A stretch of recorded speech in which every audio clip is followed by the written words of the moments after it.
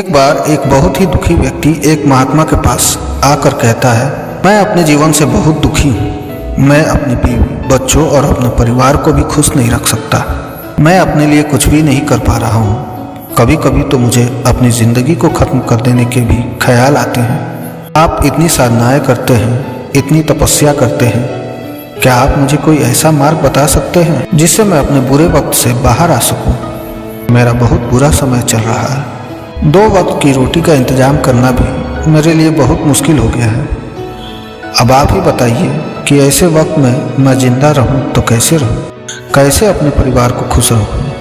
कृपया करके कोई साधारण सा तरीका बताने की अनुकंपा करें ताकि मैं आसानी से समझ सकूं, क्योंकि मैं बहुत पढ़ा लिखा नहीं हूं। अगर आप बड़ी बड़ी ज्ञान की बातें करेंगे तो शायद मैं कभी समझ भी नहीं पाऊंगा।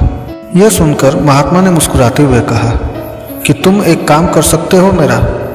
उसने सामने की तरफ इशारा करते हुए कहा कि उस ऊंची पहाड़ी पर एक मंदिर है और उस मंदिर के पास चींटियों का एक घर है जहाँ पर हजारों चींटियाँ रहती है। तुम्हें सुनने में बड़ा अजीब लगेगा, लेकिन वो चींटियाँ उस मंदिर की ज़मीन को खराब कर देती हैं, उस मिट्टी की उपजाऊ शक्ति को ख़त्म कर देती है, जिसके कारण वहाँ पर कोई भी पेड़ या कोई भी घास पनप नहीं पाती है।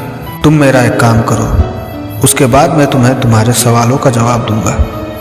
तुम 7 दिन तक रोज़ उस पहाड़ी पर जाओ और उस चींटियों के घर को तहस नहस कर दो, उसको तोड़ दो। जब भी तुम्हें कोई चींटियों का घर दिखे मंदिर के आसपास, तो उसे वहीं पे तहस नहस कर देना। लेकिन याद रहे, घर को तोड़ने में कोई भी चींटी मरनी नहीं चाहिए। इस बात को समझने का प्रयास करते हुए वो युवक वहाँ से चला गया। शायद उसको कुछ समझ में नहीं आया था कि महात्मा जी ऐसा क्यों करवा रहे हैं। वो तो उन चींटियों पर अन्याय कर रहे हैं, उनका घर तोड़वा रहे हैं, उन्हें नुकसान पहुंचा रहे हैं। आखिर कौन महात्मा ऐसा करेगा? लेकिन फिर भी उस महात्मा की बात मानते हुए वो अगले दिन से ही पहाड़ी पर जाना शुरू कर देता है। जब वो पहले दिन पहाड़ी पर पहुंचता है तो देखता है कि बहुत सारी चींटियां अपना खाना जुटाने में लगी हुई है। सारी चींटियां कतार से चल रही थी और अनाज के छोटे छोटे कण उठाकर अपने घर में जमा करती जा रही थी। ये देखकर पहले तो उस युवक का मन कमज़ोर पड़ गया। उसने सोचा कि ये इतनी मेहनत करके अपना घर भर रही है और मैं इनके घर को तबाह कर दूंगा तो इनको कितना बुरा लगेगा। लेकिन फिर उसने उस महात्मा की बात याद करते हुए उस घर को तोड़ना शुरू कर दिया। जल्द ही चींटियों में हाहाकार मच गया। वह इधर उधर दौड़ने लगी। अभी तक तो जो कतार में चल रही थी, अब वो बिखर गई और इधर उधर अपनी जान बचाने के लिए भागने लगी। थोड़ी देर में घर टूट गया और सारी चींटियां इधर उधर छुपने के लिए भाग चुकी थी। यह करने के बाद वो युवक दुखी मन से वापस अपने घर लौट आया। उसका मन परेशान था, दुखी था, पश्चाताप से भरा हुआ था। फिर उसने अपने बिस्तर में रात में लेटे लेटे ही सोचा कि अब तो उन चींटियों का घर तबाह हो चुका है। अब वहाँ वापस जाने से क्या प्रयोजन है? अब क्या फ़ायदा होगा? क्योंकि चींटियों का घर तहस नहस करने के लिए महात्मा जी ने कहा था, जो मैं कर चुका हूँ। लेकिन फिर कुछ सोचकर अगले दिन उसने फिर से जाने का निश्चय किया और अगले दिन सुबह सुबह उठकर वो वापस उसी पहाड़ी पर पहुँच जाता है। पहाड़ी पर पहुंचकर वो उसी जगह पर पहुंचता है जहां पिछले सुबह उसने उस घर को तहस नहस कर दिया था। लेकिन वो ये देखकर चौंक जाता है कि उन चींटियों ने फिर से अपना घर उसी जगह पर बना लिया था और अब वो फिर से अपने घर के लिए सामान इकट्ठा करने में जुटी हुई थी। उस आदमी को देखकर लगा कि ये चींटियाँ कितनी मूर्ख है। इनको पता है कि कल ही इनका घर इसी जगह पर तबाह किया गया है और उसी जगह पर उन्होंने अपना नया घर भी बना लिया। और यह सोचकर वो आदमी हंसने को हुआ। लेकिन फिर से महात्मा की बात याद करते हुए उसने उन चींटियों का घर फिर से तबाह करना शुरू कर दिया। फिर से उन चींटियों में हलचल मच गई और थोड़ी देर में वो चींटियाँ इधर उधर अपनी जान बचाने के लिए भागने लगी। कुछ ही देर में उनका घर फिर से नष्ट हो गया और वो युवक थोड़ा संतोष के भाव से कहा कि इस बार तो मैंने अच्छी तरह से उस घर को तबाह कर दिया है।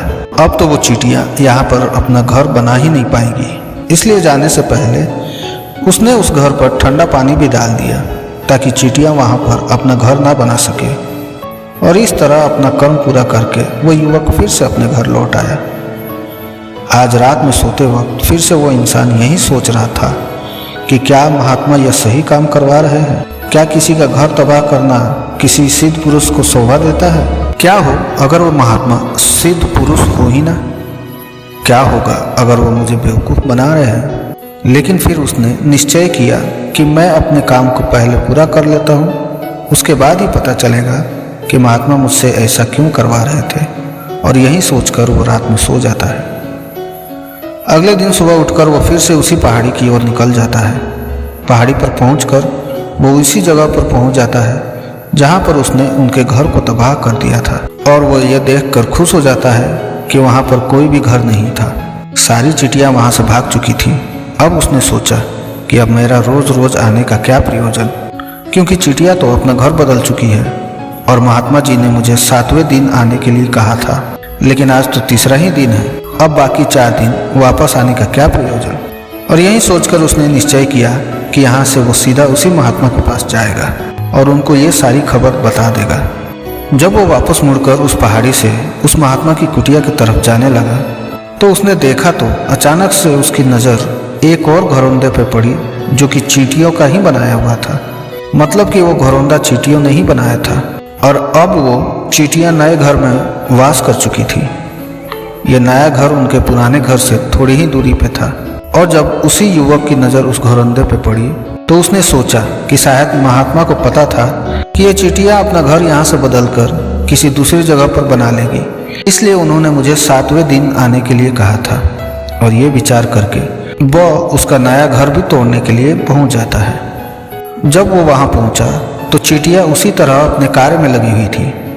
वो अपने लिए खाना इकट्ठा कर रही थी और अपने घर में जमा करती जा रही थी। जो पुराना घर टूटा था वहां भी अनाज के कण बचे हुए थे और चींटियाँ वहां से भी अनाज इकट्ठा करके वापस अपने नए घर में ला रही थी। अब यहाँ पर फिर से युवक का मन थोड़ा कमज़ोर पड़ गया, क्योंकि वह खुद भी कमज़ोर था, खुद भी वक्त का मारा हुआ था। इसलिए उसके मन में उन चींटियों के प्रति दया का भाव उमड़ रहा था। उनके ऊपर उसे दया आ रही थी। वो चाहता था कि उनकी मदद करे, लेकिन वो उल्टा उनको नुकसान पहुंचा रहा था। लेकिन उस महात्मा की बात को याद करते हुए उसने फिर से उस घर को तोड़ने का निश्चय किया और उसने इस बार बड़ी ही सावधानी के साथ बिना किसी चींटी को कोई नुकसान पहुंचाए वो घर तबाह करना शुरू कर दिया। वक्त थोड़ा ज़्यादा लगा, क्योंकि किसी भी चींटी को नुकसान ना पहुंचाने की शर्त महात्मा ने पहले ही रखी थी। इसलिए उसको बड़ी सावधानी के साथ उन घरों को तबाह करना था। लेकिन आखिरकार उसने उस घर को भी तबाह कर दिया और उस घर को तबाह करने के बाद वो बड़े ही दुखी मन से, इस बार वो पहले से भी ज़्यादा दुखी था, क्योंकि उसने उनका नया घर भी तोड़ दिया था। वो उन चींटियों को बसने ही नहीं दे रहा था और वो अब अपने आप को शैतान या दानव समझने लगा था।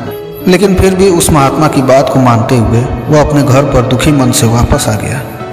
रात में सोने से पहले एक बार उसने फिर से सोचा कि मैं कितना बड़ा शैतान हूँ, कितना बड़ा दानव हूँ। पुराना घर तो छोड़ो, मैं उन चींटियों को कहीं भी बसने के लिए कोई जगह ही नहीं दे रहा हूँ। वो चींटियाँ मेरे बारे में क्या सोचती होंगी, वो कितना दुत्कारती होंगी उस परमात्मा को जो मेरे द्वारा ये काम करवा रहा है। लेकिन फिर भी उसने अगले दिन जाने का निश्चय किया और अगले दिन सुबह वो फिर से वहाँ पहुँच गया। वो ये देखकर फिर से आश्चर्यचकित रह जाता है कि इस बार चींटियों ने एक और नई जगह पर अपना घर बना लिया था, जो पहले से भी ज़्यादा ऊर्जा के साथ काम कर रही थी। और उन्होंने एक रात में पहले से भी बड़ा घर बना लिया था और अब वो फिर से अपना अनाज और खाना इकट्ठा करने में जुटी हुई थी। यह देखकर उस आदमी को लगा कि ये चींटियाँ किस मिट्टी की बनी हुई है। मैं इनको बार बार यहाँ से भगाने की कोशिश कर रहा हूँ और ये वहीं पर अपना घर बना लेती है। क्या इनको पता नहीं है कि मैं इन्हें यहाँ पर कभी भी बसने नहीं दूंगा। ये चींटी है, देखने में इतनी छोटी है, लेकिन फिर भी ये मुझसे हार नहीं मान रही है। बड़ी ताज्जुब की बात है। और इस बार उसने गुस्से में उस घर को तहस नहस करना शुरू कर दिया। लेकिन इस बार तहस नहस करते हुए कुछ चींटियाँ वहीं पर मर गई, उसके पैरों तले कुचल दी गई। कुचलने के बाद जब वो अपने अहंकार से बाहर आया तो उसने देखा कि गुस्से में उसने उन चींटियों को कितनी क्षति पहुंचा दी है। उसका मन पश्चाताप से भर गया और वो रोता हुआ अपने घर की तरफ बढ़ गया। रात में सोते वक्त उसने सोचा कि मैं इन चींटियों पर बहुत ज़्यादा अत्याचार कर रहा हूँ, अब इससे ज़्यादा अत्याचार मैं नहीं कर पाऊँगा। और यही सोचकर वो अगले दिन उन चींटियों के लिए अपने घर से थोड़ा आटा लेकर उसी पहाड़ी पर पहुँच जाता है। आज उसके मन में उन चींटियों के प्रति श्रद्धा का भाव था, दया का भाव था। आज वो उनकी मदद करना चाहता था और जब वो वहाँ पर पहुँचा तो चींटियाँ फिर से अपने नए घर को बनाने में जुटी हुई थी। उसने बड़ी ही करुणा के साथ उन चींटियों को अपना लाया हुआ आटा खिलाया। अगले 3 दिनों तक वो ऐसा ही करता रहा। वो रोज सुबह जाता और उन चींटियों को अपने हाथों से आटा खिलाता। 7 दिन के बाद वो युवक उस महात्मा के पास पहुंचकर हाथ जोड़कर बोलता है कि हे महात्मा जी, मुझे माफ़ कर देना। मैंने उन चींटियों का घर तबाह करने के लिए बहुत कोशिश की। मैंने उनका घर तबाह किया भी, 1 बार नहीं 4-4 बार मैंने उनका घर तोड़ा। उसके बाद मैं हिम्मत नहीं कर पाया, उनके घर को नहीं तोड़ पाया। मैं समझ सकता हूँ कि मैंने आपका काम पूरा नहीं किया और इसके बदले आप मुझे वो तरीके भी नहीं बताएंगे जो कि मुझे मेरे बुरे समय से बाहर निकाल सकते हैं। लेकिन मुझे इसका कोई खेद नहीं है। मुझे लगता है कि मैंने जो किया वो सही किया, इसलिए मैं आपसे आज्ञा लेकर वापस जा रहा हूँ। कृपया मुझे वापस अपने घर जाने की आज्ञा दीजिए। यह सुनकर महात्मा ने मुस्कुराते हुए कहा कि अरे बेटा, कहाँ चल दिए? रुको तो सही, जलपान तो कर लो, थोड़ी देर ठहर जाओ, उसके बाद चले जाना। और यह कहकर वो महात्मा उस युवक के लिए पानी लेकर आते हैं। पानी पिलाने के बाद महात्मा उस युवक से पूछते हैं कि तुम मुझे ये बताओ कि आखिर तुम उन चींटियों का घर तबाह क्यों नहीं कर सके? वो चींटियाँ तो छोटी छोटी है और तुम इतने विशालकाय हो, फिर भी तुम उन छोटी छोटी चींटियों का घर तबाह नहीं कर पाए। कहाँ है तुम्हारी शक्ति? कहाँ है तुम्हारा बाहुबल? इसका जवाब देते हुए उस युवक ने कहा कि हे महात्मा, मैंने उन चींटियों का घर तबाह कर दिया था, बार बार किया था। एक बार तो अपने गुस्से में उन चींटियों को भी मैंने हानि पहुंचा दी थी, लेकिन जिस दिन मैंने उनको हानि पहुंचाई उसी दिन मेरे को लगा कि मैं इनको क्यों हानि पहुंचा रहा हूँ, क्यों इनको इतनी तकलीफ दे रहा हूँ।